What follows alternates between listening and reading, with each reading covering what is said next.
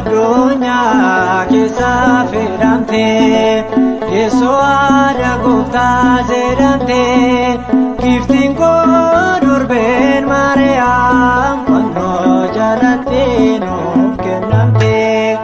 dubartoota addunyaa keessa filamtee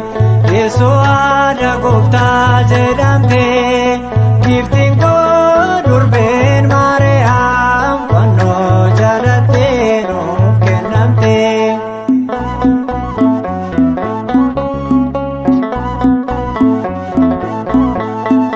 Sanyii Daawit keessaa ishee tokko taatee ajaja Waaqayyoon Yoosefin eegamtee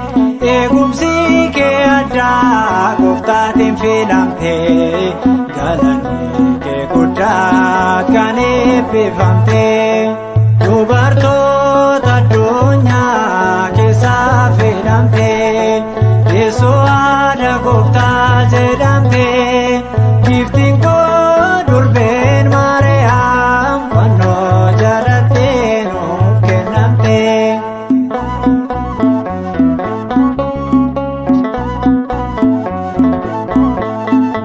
Naazireetiin jirta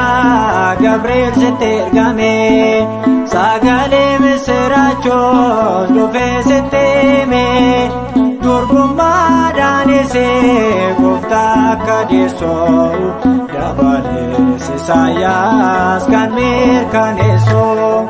dubartoota addunyaa keessaa filamtee Yeesoo haadha gooftaa jedhamtee giftiin koo durbeen Maariyaam fannoo jalatti nuuf kennamtee.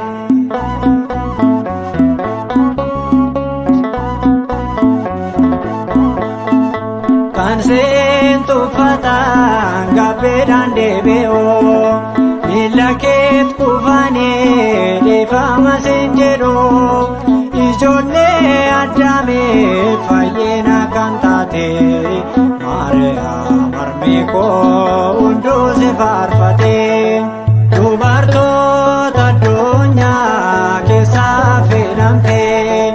Yeesoo haadha gooftaa jedhamtee giftiin koo durbeen Maariyaam fannoo jalatti nuuf kennamtee.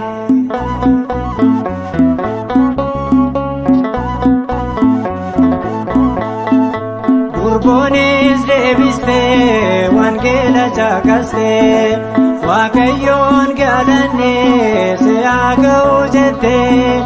gooftaan kan jaallatee akkamiin jibbinaa haadha Waaqa keenyaa maqaa ishee jajannaa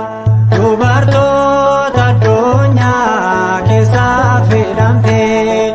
Yeesoo haadha gooftaa jedhamtee giftiin koo durbeen Maariyaam fannoo jalatti nuuf kennamtee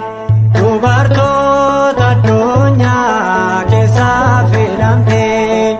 Yeesoo haadha gooftaa